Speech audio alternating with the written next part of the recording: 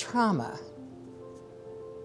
The year 2020 brought tremendous trauma from the pandemic, from watching television and all the violence and Black Lives Matter, and all the pain and suffering that we were experiencing in America.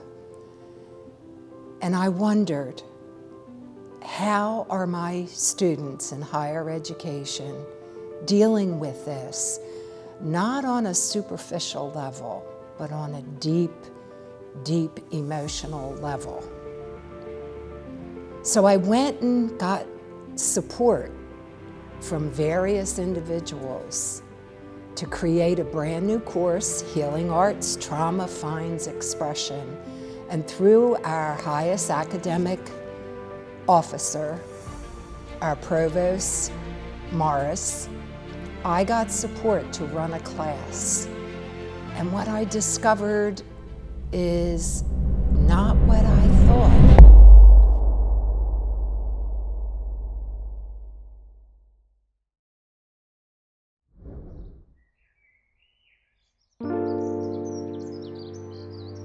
If I ruled the world, imagine that. Imagine change, like helping the homeless in the world where only the rich survive. I'd open my own doors to help every hand reaching out to me. I'd stump out every opioid supply, and overdose death would no longer multiply. Families would no longer mourn the death of another struggling individual, dying to sustain sustenance, crying out to a world that continues to turn its back. I'd carry every lost child until they found success.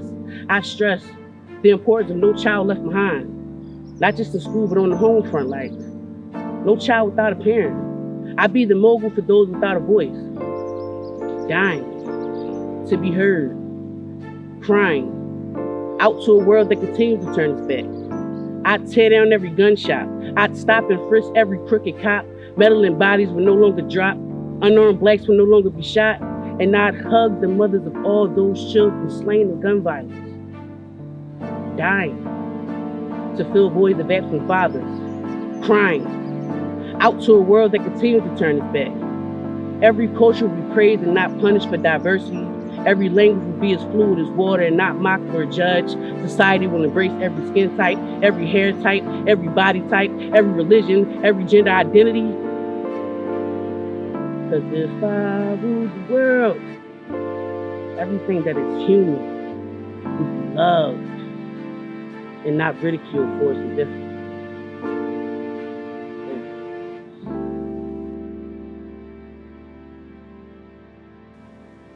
To begin our project, I always take time to pray to Creator, to God, and ask, what direction should I follow to bring all the students' voices together, to create a powerful message? And the hexagon shape appeared in my mind's eye. So I started to research it and realize the hexagon shape is actually in our DNA. And it's that universal consciousness of all of us put together. And when we compress that shape, it creates greater strength. And I thought about a beehive and how that's true. So I went and I asked my husband, my beloved husband, Stephen, if he would please create a wooden hexagon shape. Now she had come to me asking about doing this project and what she wanted, and I accidentally came across a hat box that she had that was a hexagon shape. I said, hey, do you want something like this? And she said, yeah, that's it. So basically, that's how the idea was born. That's a matter of taking the framing material that she wanted to use, which was 5/4 stock, 1 inch thick, and just calculating the dimensions, which on a hexagon is a 360-degree circle. Hexagon with 6 sides on it, 360 divided by 6 sides, it's 60 degrees. So each angle is 60 degrees. And with 2 pieces of wood, you divide it in half. So each angle individually is 30 degrees. Cut each piece 30 degrees. They get glued together. Glue goes on each end. Strap goes around it. And it's held tight to dry. And all the miters are set up so they're clean and tight. 24 hours later, it's dry. Made 30 of them, and once the frame itself is dry, then it's nothing more than a matter of taking the 1/4-inch plywood and setting it in place. Trace the size, cut it, and then it gets glued onto the panel, and it's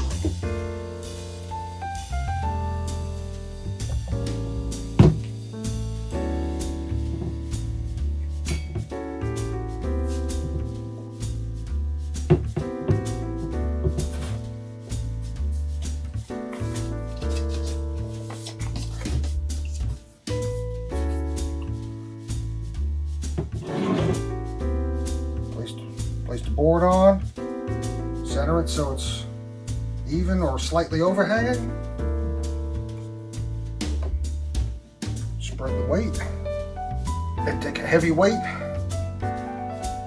place it on there, and in 24 hours it'll be ready for final sanding and paint.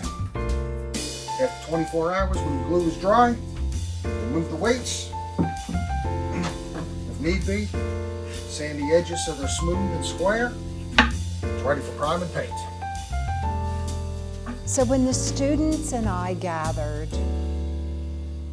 I realized we had to share. We had to share at a very deep level. So we brainstormed, and I asked them, what topics could be a possibility for this trauma, stress, conflict, chaos that we see in America today?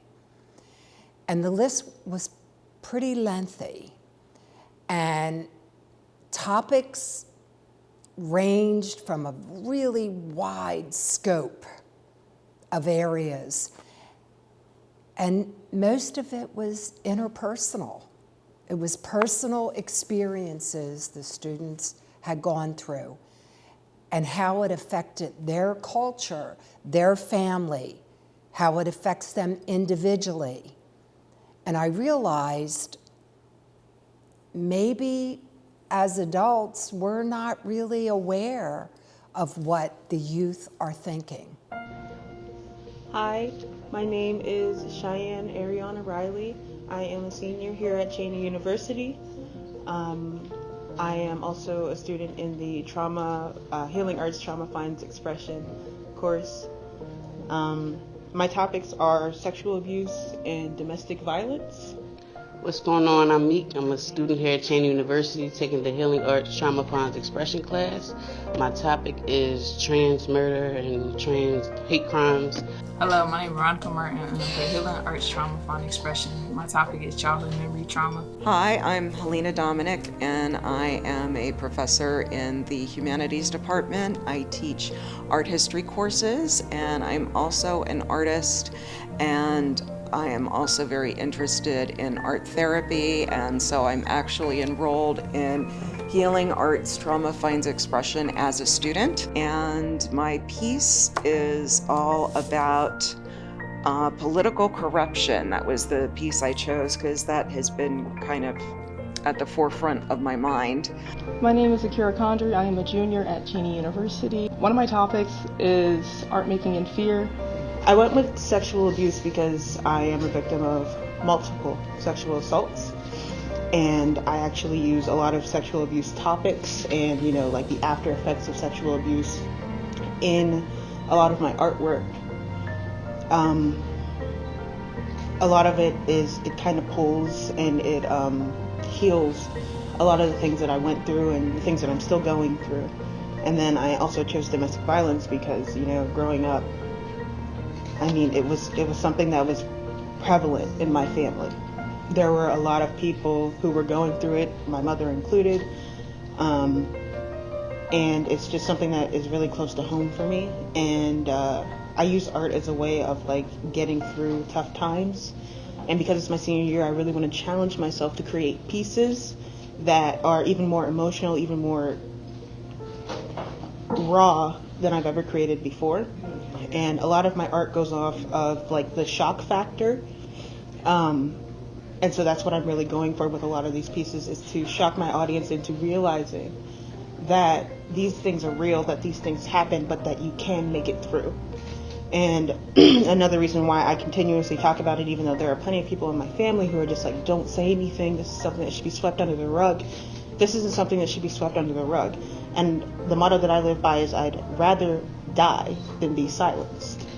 I'm drawn to this topic because as a member of the LGBTQ community, IA, I find myself going through stereotypes, living life as the gender role that I've chosen.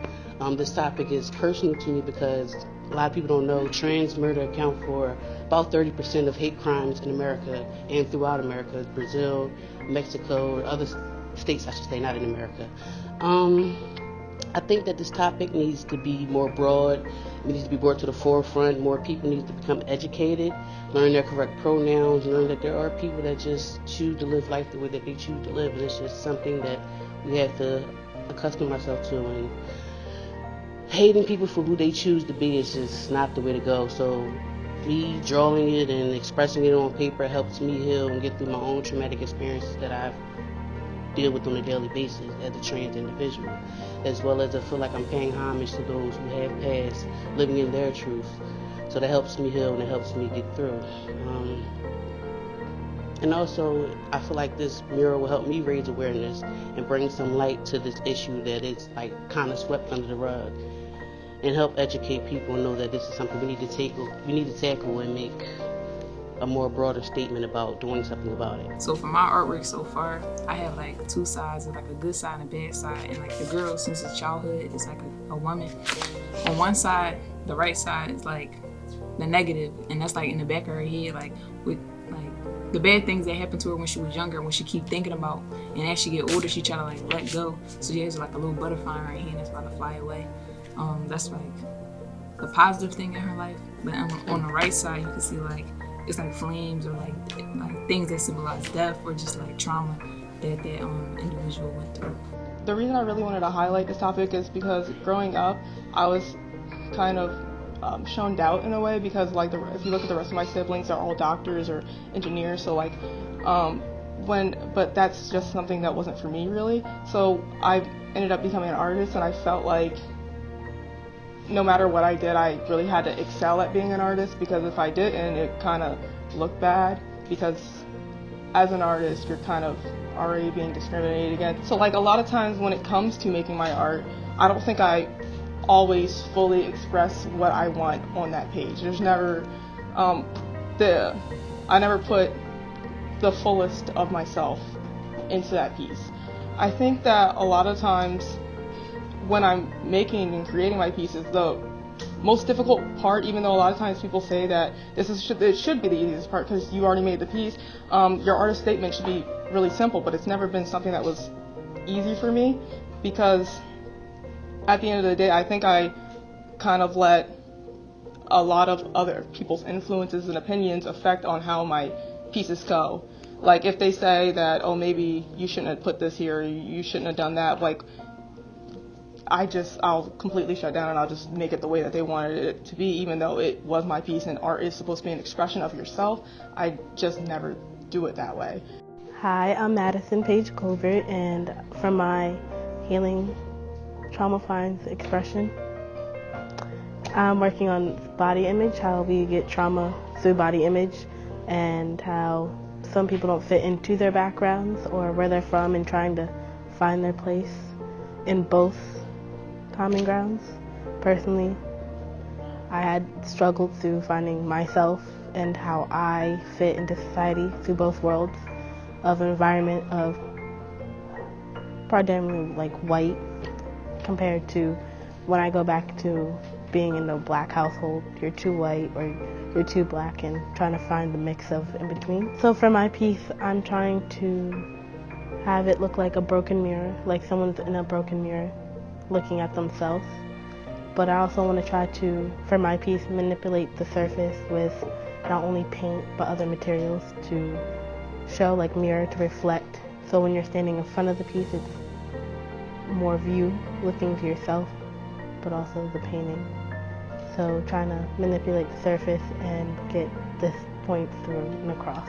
I decided to just kind of stick with the whole octopus thing because I think I'm going to get my point across, and then each tentacle of the octopus is going to represent a different kind of issue. So up here I decided to make it Democrats and Republicans, so I have a donkey and an elephant butting heads, and that our country is so polarized and is going to be pulled apart if we're not careful. And the backdrop is coronavirus, so I put lots of germs all over the place. And then I wanted something to reflect the level of white supremacy that's on the rise in the country, so I just did these hooded kind of clan figures. I'm Professor Joel Keener. I teach art and design at Cheyney University, and I'm involved in the trauma mural, Trauma Finds Expression. I've created 2 panels in my favorite medium, pencil. And it was a pull for me to come up with something traumatic in my life. I really had to spend some time on that. So, digging deep, which is what this project was really about, I came up with the idea of this character in a straitjacket with a ball and chain attached to his legs in a cell, a dark cell.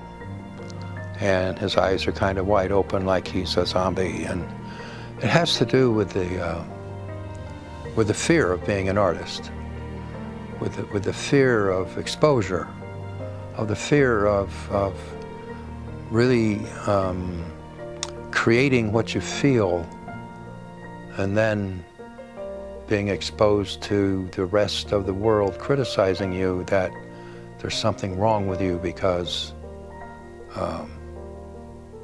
you didn't create something acceptable for society. So, and that comes down to the idea of artist's obligation to society. Is it defined by society or is it defined by the artist? And there's always that kind of conflict, I believe, in all artists when we paint from our heart and our soul. So the one panel depicts that kind of trauma that I've felt most of my life, I think, and I still have that art fear. Of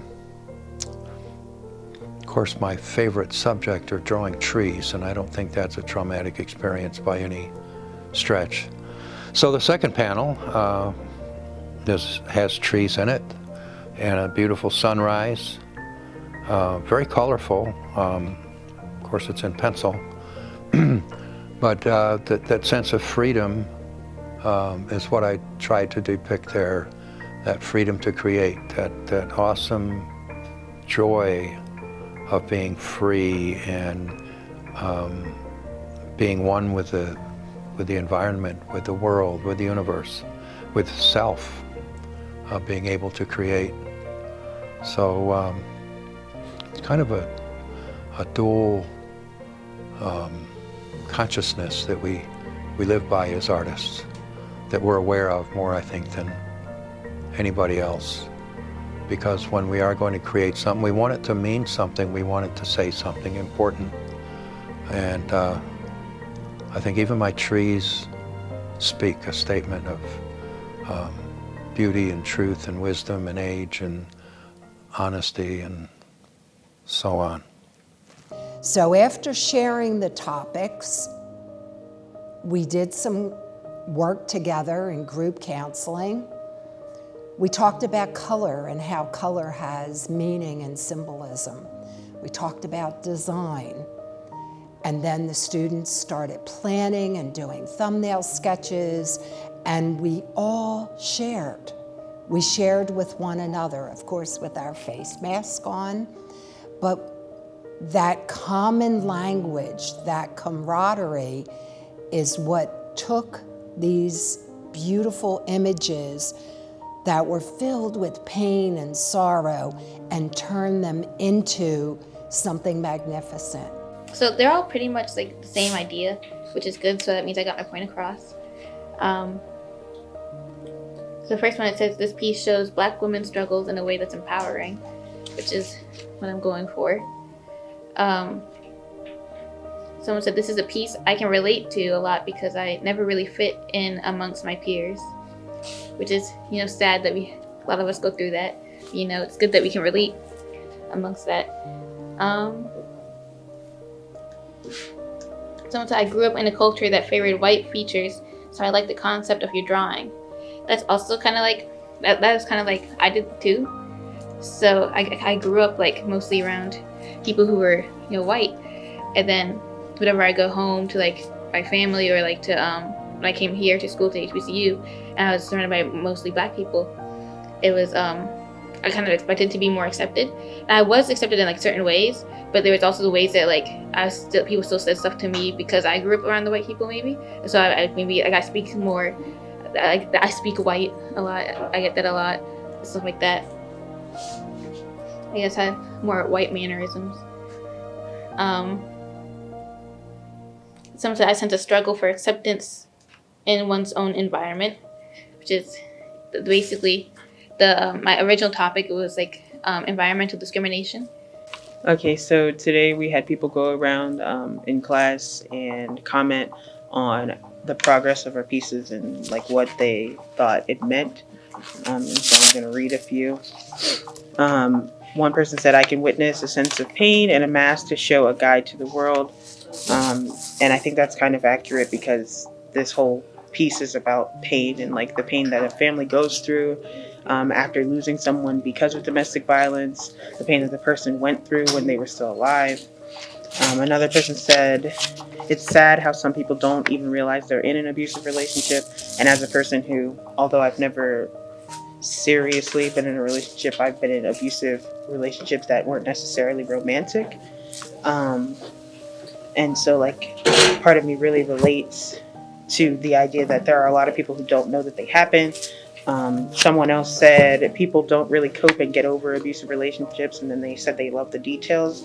I really worked on the details because that's something that's very important to me. And again, with the coping with abusive relationships, I'm in therapy, and that's something I still haven't really talked about. It's very hard to talk about because you want somebody to love you for who you are, and instead they make you feel horrible for who you are. Someone else said the words grabbed my attention and tells how severe it is. And that was the main point of having the obituary in the back. It's to talk about how bad it can be with domestic violence, how it could end, how your life could really just be gone in an instant because you thought somebody loved you enough to love you. Someone else said, I've really loved watching your drawing skills get stronger at the same time. Your message is getting stronger. I know exactly who wrote this. This is a professor who's also a student in the course. And she has definitely seen my artwork progress because believe me, I couldn't draw something like this a few years ago. For my piece, a lot of people said they like the attention to detail and how deep the meaning is of having 3 faces instead of 1 to show what she looks like, and then 2 to show what she doesn't like of herself because of today's standards in beauty. And someone said they see a sense of wanting to be along and acceptance, which is a part of the piece. Is she always wants to be accepted and tries. And just talking about beauty standards, which is what the whole piece is about anyway. Some of the comments that I got here were that I had some great sketches of the figures It looks like there's split personalities. To me, this is actually a really good comment that came from, or I believe it goes with this piece. And the reason I think that's a really great comment is because it really is the same story, but one is just happens to be like the face of the story, and then everything else is sort of behind the scenes. And another comment I got was, although that they don't know my topic, that it feels like it's going to be a very powerful piece. Another one that I got was that discrimination is definitely a topic many people look over, but that they want me to explain more about my piece, which I definitely will get into. I think you should look forward to it because I didn't put in a lot of the details that I have. Like, even if you look at my sketches here versus the one that I made in large, I didn't put in every single detail. Like, there's actually supposed to be a baby in the circle here. Another comment that I got was that the faces were beautifully drawn and very powerful. Thank you so much. I also got that they said that they love how both of the pieces, they flow together in the second piece. They love how the line evolves as it goes on. It's very powerful and how it goes like each person. Hello, my name is Jasmine Robinson and my topic is sexual abuse. And while we are in the process of making art and everything, we got the opportunity to have each student talk about something positive in our pieces. So here I have 3 different sketches which I'm trying to implement all together. And so far my comments are, I love the art style, so thank you for the compliment. One says, love to see it. So I can't wait till it's done because it's only like bits and pieces, because my idea is trying to want to paint my hand and do stamps on like as a background, and then whatever other idea that I have in my sketchbooks and everything will try to go on top of it. So I'm trying to incorporate all that. Another comment is, I love how you connect the pictures with the chains. So I have some chains looping around the canvas and just trying to see how that's going to end up. So thank you for the chains. Another one is the eye. The eye is beautiful, pure, and sad. So thank you. Because there's an eye in the middle of one of my sketches, and it's my actual eye. So I actually drew my actual eye. So it's there's some realism in there. And mostly talking about my story and personal experiences with sexual abuse and sexual assault. So I want to not only praise my story, but say that no one's alone out there. So my name is Khalil Abdullahi. I'm a senior at Cheyney University. Basically, I did my topic on childhood abandonment.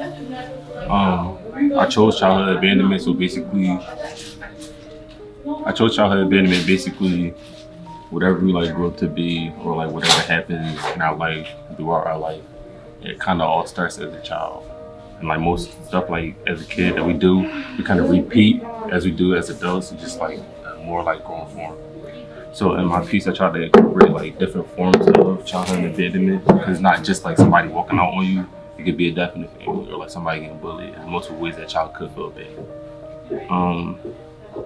So these are like the different forms of it. And then basically on this side is basically the only happy part and joyful part of the whole piece. And it's basically a hand coming out of void, pulling that only happy piece over so somebody's taken from their joy. It's also part of that abandonment also. That's the whole gist of my life.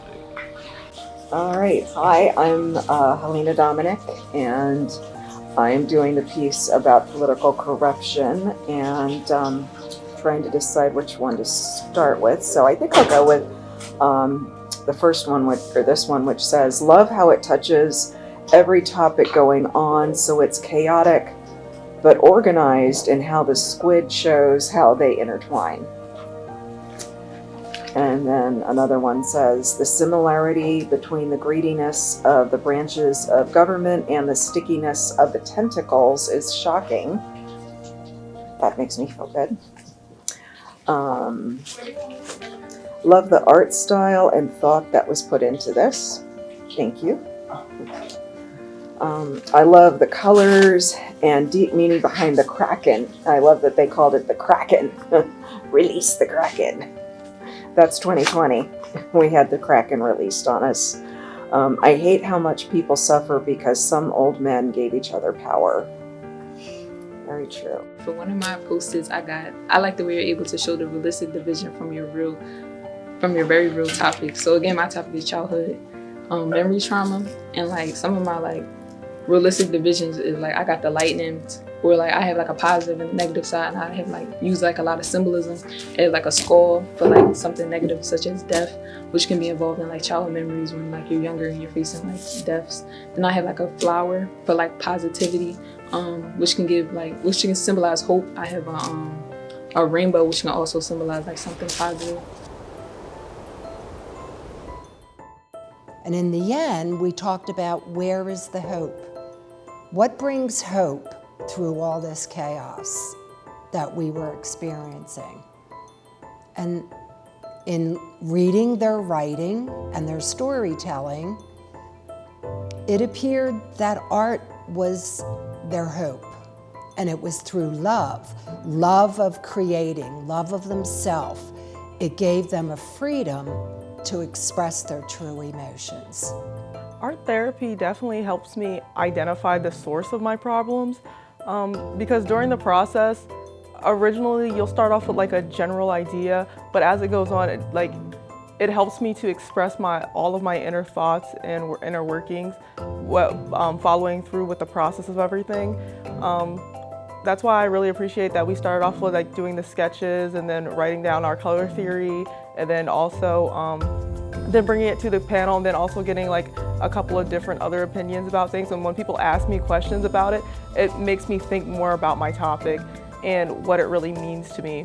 I'm definitely not the most outspoken person, so I don't really like talking to my feelings about with other people just because I like feel uncomfortable doing it. But I guess doing this, working on this mural, helped me to express my feelings into this art by myself, but still being able to show it to other people so they can understand. The topic of my discussion is political power and political response according to race. The saying goes that power corrupts and absolute power corrupts absolutely. And I feel like that was the case of our last president, that having so much power, it began to corrupt not only just, our politics, but it started crippling the nation due to the fact that as a president becomes in power, he is now she becomes a principality.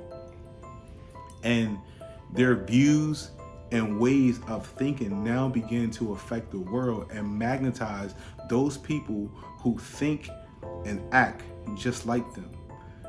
And then when you got that uprising, you have things happening like the Capitol getting surged, the Capitol getting stormed on. Now, what's ironic about this, and the reason why I tapped into political response, is because when you had police brutality going on in the nation, and a group of people rose up to show, hey, we're not taking this no more, and they begin to speak up against it and actually fight back against what was going on by affecting the nation's capital, not the nation capital, but the nation's capital, in their stores, looting stores and things like that. Then the National Guard came and stormed. However, the irony in the political response is that the apparatus used to attack a group of people affecting their capital was not the same as the apparatus that was used to take down a group of people who actually stormed the nation's capital, like our most sacred and should be the most secure place on the planet. And it just shows that political response is even a form of systemic racism. We never see the hand that moves, but we always see the force behind it. And I just want to show that even though the force is moving, if we all bond together in love and have the love of a child, meaning that the heart of a child, that innocence, to where we're able to love unconditionally and everlasting through the hate, then that's the only way that we can kind of fix this, but we need more people in power who have that love and not so many people who are imbued with hate. I used a lot of reds and blues and purples because I wanted to mix hot and cold to show the confusion that goes through the mind. And then I used the symbol of butterflies to show rebirth and growing from what had happened in the past to what comes the future. So like a butterfly is a caterpillar that turns into a pretty butterfly. I use art to help me, like when you go to a therapist and they tell you to write your feelings out so you can subconsciously see what's happening and how you're feeling. I use art in the same way to see what's bothering me in the background and things I wouldn't say out loud every day. So doing this project, I wanted to take my time to think about what I wanted to do. So first I had an idea in mind for a while about a timeline associating what's happened to the people who came before me, like my ancestors in the past, and what my vision of my future is going to be, including myself and who comes next. And so I didn't want to exactly have just negative images of my past, so I incorporated images of Black people in a more positive light. And so to do that, I used different shades of the rainbow. I used light browns, dark browns, and I used yellows, and I just incorporated red, just to show that everything that has happened can be seen as painful, but also the yellow to show that it can be bright and inspiring. And looking towards the future, I incorporated colors of the earth, just to show that even though a lot of things are violent and disconnected, everything comes back to earth and to ground us all. My name is Alan E. Graham III. I'm a second semester freshman here at Cheyney University, and I'm a major in computer science and a minor in graphic design and fine arts. And in regards to art therapy, being therapeutic, I've been doing it since I've been a young child. I've been drawing on walls, furniture, washing machines, just anything I could get my hands on. And that's just something I always had a knack for. I stopped I basically stopped a bit of times, like growing up, but I always come back to it no matter what, and I always had the talent for it. So that's something that always fulfills me, and it's just a way just actually talking to myself in a way, or just giving myself the needed relaxation that I need. Because me personally, I can't stay still for that long. So instead of meditating, art is usually what I use as my guided meditation. And so with that being said, with my panel, it's representative of the many things that I think about, and especially the future. I always think about being successful and how I want to change the future. Because I always see problems and I always be like, what is the potential of this? How does the best this can look? I always see the best in people. So I always just do that. And with my panel, I had things kind of set up in a way where it's clockwise, or things are kind of representative of the clock. And the leftmost panel, which is representative of the many different terms or attributes that would describe me and my personality and just how people generally see me, which is a very happy person, is bold, voiceful, proud, bright, brilliant. So with that being said, that one's it's more so facing towards the 9 o'clock and after. More so representing the time of the night when things just getting settled and relaxed. For underneath of that is the dice roll, which is on 3 lucky sixes. I guess that's how you state it. I don't play cards at all or gamble per se, so I don't know the actual terms. But that's just to describe my dumb luck per se, because there's always been a lot of memories or a lot of odd moments where things just seem to be relatively strange. Why is this happening? And be there's no way he actually did that. I've been wearing a bunch of absurd bets, games, just pull off the most dumbest things. And with that being said, the next one would be a star or radiance, in which I kind of I basically made a star, and there's other stars among it, but this one in particular looks like a supernova. So it's basically representative, how big of a contrast I bring to other people that are just as brilliant as me, but how much I stand out and how. Healing arts has helped me immensely with my emotions, with learning how to cope with a lot of things in life, and it teaches me how to remain humble. I feel as though healing arts can change the world. Healing arts can help a lot of people that are in sorrow, a lot of people that don't know how to cope, don't know how to enact with their emotions. I feel like healing arts help me personally bring out a lot of things I may not see in myself. For the 2 pieces that I created for this project, the first one being I See My Scars. It embodies what I see as the aftermath of going through a type of trauma like rape, sexual abuse, assault. And I did the handprints of my own handprints because I felt like, from a personal story, I'm a survivor of rape and sexual abuse. And when I told the person that I had encountered with no, for a certain thing that they did, they held on to me still and kept going and wouldn't stop. So I felt that other perpetrators and anybody's just hands just all over me, and just all I could see is just my own scars reflecting onto me. And I wanted to express that I felt like there was no escape. I felt like I couldn't be heard. I felt like I don't get heard. What this piece meant to me was that I can be free. I didn't really pick a theme. He like said to draw something, so I drew myself, and then a younger version of myself. And there's like a cupcake with a 19 on it because I'm 19, and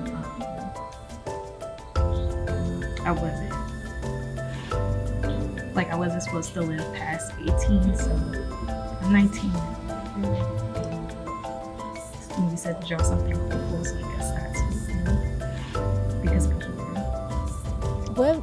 What drove me to make the mural is my kind of like my past and my present.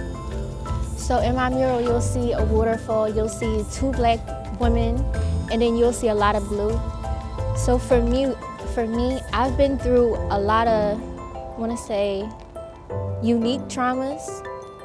So in the past, I've had breast cancer, and in present time, I may have another form of cancer, but we're gonna be on the positive side and say we don't have it yet, or don't have it at all. But for me as a black woman, to go through a lot of tests and trials and just a lot of situations, for me and my family, we've been homeless, I've been cast out from my other side of my family. They don't really talk to me, so most of the time I'm alone working hard for my family, for my sister, my mom, and my dad, and we all take care of each other. And when they can't, I do. So it is more so me when I feel alone. And I did this painting when I found out that I might have another form of cancer. So this is what came out. This was me feeling sad for myself for a moment, and then me taking it out in a different way. Me showing that other people that you still can do what you want, you can show it different, and you can be who you want. Cold, but this is me not letting my fear decide my fate.